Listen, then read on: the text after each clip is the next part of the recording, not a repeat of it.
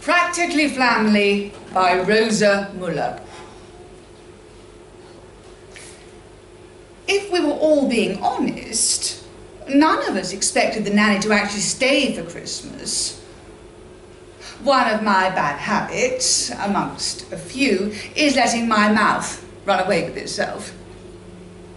James and I had got stuck into slightly more cherry brandy than was strictly necessary, as it was Christmas, although technically it was still November, the 8th.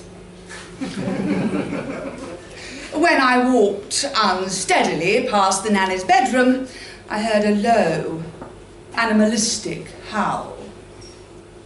I could hardly ignore it, could I? What if a werewolf had broken in and was savaging the poor girl? Surely I would be failing in my duty of care. So, I politely knocked on the door, and not a werewolf, Beatrice the nanny, opened it. She collapsed into my arms. Her face was awash with tears. I led her into my room and gently sat her down. "Darling Beatrice, whatever is the matter?" I said. It really was quite alarming to see her so upset. Beatrice hadn't been with us for that long. Truth be told, the children were getting far too old for a nanny, and we'd been thinking of politely dismissing her in the new year. From what little I had observed so far, Beatrice was a quiet girl, a bit brooding, pretty enough. She was slightly too large of the nose and shadowy of the upper lip to be a real beauty. The children called her boring, and they hated her. This was good, as we'd fallen into the trap before of hiring nannies who were magical Mary Poppins-y types, who then drove us mad with their constant singing and organising of jolly activities. They also made me feel neurotic and old in comparison. I did so want to feel youthful and creative and bohemian.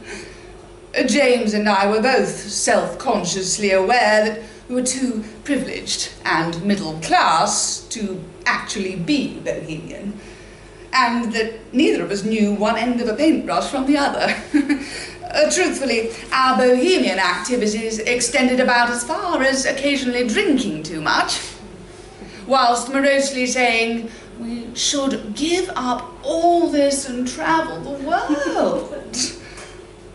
But that was neither here nor there. I wrapped Beatrice in my arms, dropped my silk hand-dyed shawl in my haste. Between sobs, she told me that her boyfriend Bruno back home in Italy had dumped her. "What? Just like that?"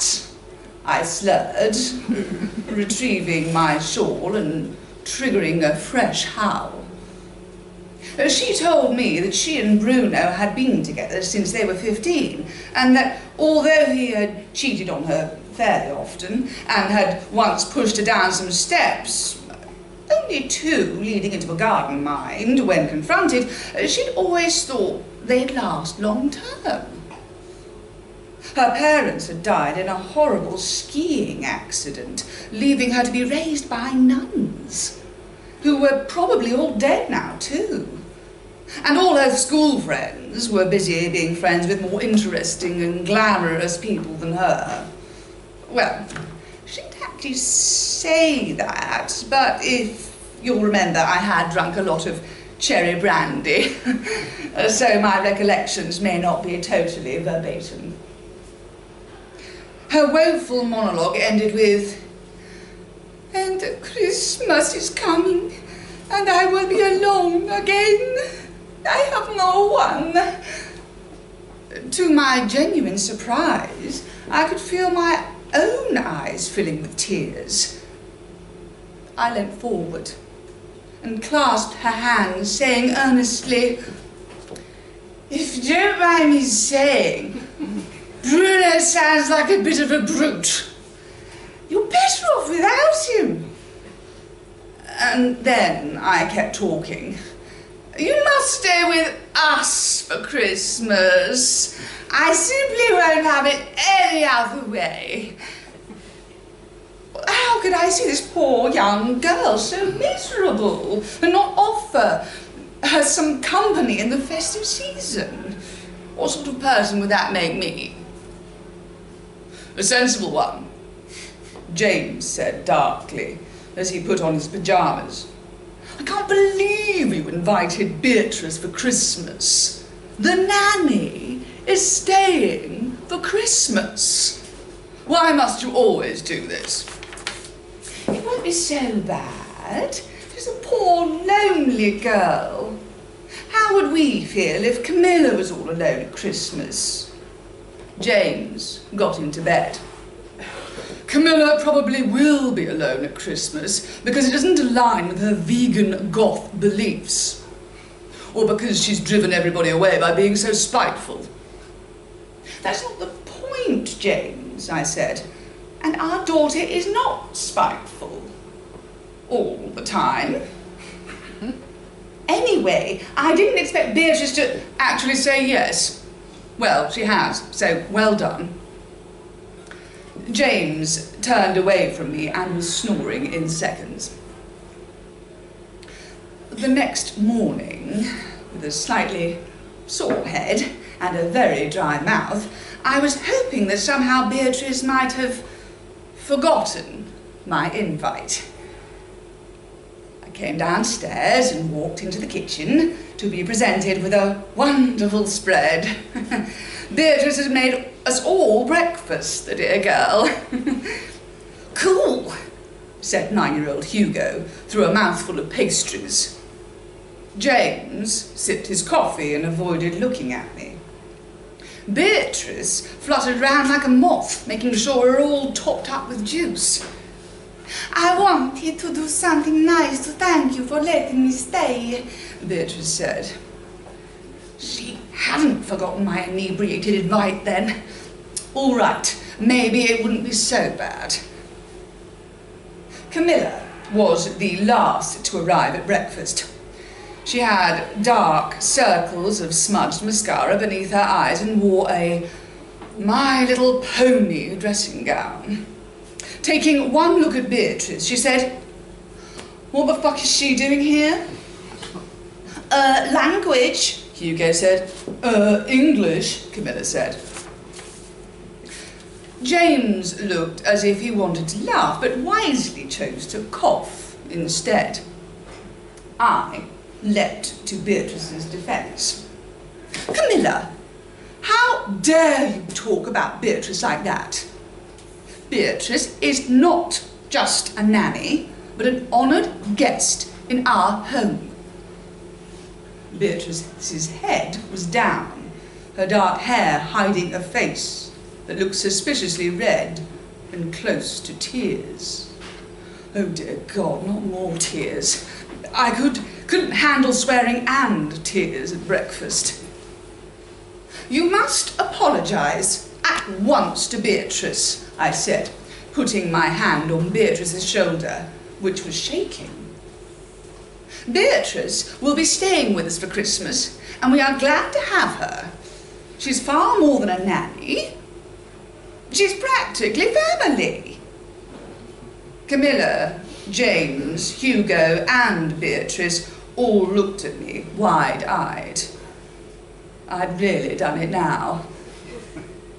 She's practically family would be a phrase that I trotted out regularly for the rest of those fateful, seemingly endless weeks in the run-up to Christmas. She's practically family, I would say to assorted friends when Beatrice sat tight-lipped and disapproving at the edge of our cocktail party, either topping us up, joining in, or leaving. She's practically family, I said apologetically to the children when they complained bitterly about Beatrice volunteering their services at the local homeless shelter. She's practically family, I told James, who was livid after Beatrice gutted our fridge, cupboards, and secret chocolate stash on a pre-Christmas health drive. She's practically family, I told myself with gritted teeth when Beatrice laughed rather too long at James's jokes and put a hand on my husband's arm. I'm sure you don't mind me donating some of your clothes to charity, she told me sweetly on Christmas Eve. You have so many, and poor people have so little. The nuns always taught me that kindness is next to godliness. Did anyone ever tell you that charity begins at home? I said. Then, realizing how nakedly hostile I sounded, I made the mistake of opening our last bottle of cherry brandy. Oh, are you drinking again? Beatrice said. Yes. James, pass your glass. James passed his glass at once. Beatrice had given us pamphlets for AA meetings, which we'd ignored. I hadn't bothered to repeat my catchphrase. We sat in comfortably tense silence together for about 15 minutes, and then I got up. Surely even restless middle-aged sleep was better than this. Well, I must get on and go upstairs. Christmas tomorrow and all that. Oh, great. I'll get started with wrapping the last of the presents for the children then, Beatrice said, getting out scissors and tape. Oh, don't do that. I can do it. It's nothing. I can't thank you enough for the kindness you've shown me. A strange, animalistic rage overtook me. I can wrap my children's presents myself, thank you very much. But you've not even started to prepare tomorrow's lunch. The nuns always marinated the meat the night before and prepared all the vegetables. And you've been drinking again. A few sips of cherry brandy is hardly going to make me too impaired to handle scissors. Please pass them to me. I laughed. What I really wanted to say was, get out of my house and go to hell, you judgmental cow. She wouldn't hand the scissors over, or the tape. A strange half-scuffle broke out between us, while James looked on aghast. And I'm not sure exactly what happened next. She sort of fell. I think I must have sort of pushed her. And she sort of caught her head on the edge of the coffee table and it started bleeding. A lot. And then, as I said, I'm not entirely clear about this, she sort of rolled onto the sharp scissors that I'd been holding. Dear God, James said, dropping his glass. Blood and cherry brandy seeped across our antique rug like forest fire. I looked at Beatrice in horror, then back at James. Poor, dear Beatrice, who had nobody, no friends, no family, and who I had tried to bring into my own. She wasn't moving. I checked her. She wasn't breathing either. I licked my lips, and then I said, James, if you've ever loved me, you're going to help me take her body outside and bury it. Now. James opened the back door and we dragged her lifeless body out together. All of the commotion and his retching and my wailing woke up the children. They helped us open the shed. And clever Hugo found both spades. Camilla helped us heave Beatrice's body into the hole we dug. Then we filled it together. We were all panting with the adrenaline and exertion, and a few snowflakes began to fall, which was good, as by the time summer came along, all bodily decay would be near complete and there wouldn't be any troubling smells. Let's not forget to burn all of the evidence in the house, you know, rugs and things, Camilla said, wisely, and James and I nodded. It was starting to get light, and on that cold Christmas morning, so I ushered everyone inside to warm up with some hot chocolate, mince pie, our grisly task complete. It suddenly occurred to me that aside from the horrendous circumstances, it was the first Christmas in ages that we'd all really come together as a family, so to speak. Camilla and Hugo were holding hands. And for once, even James wasn't complaining.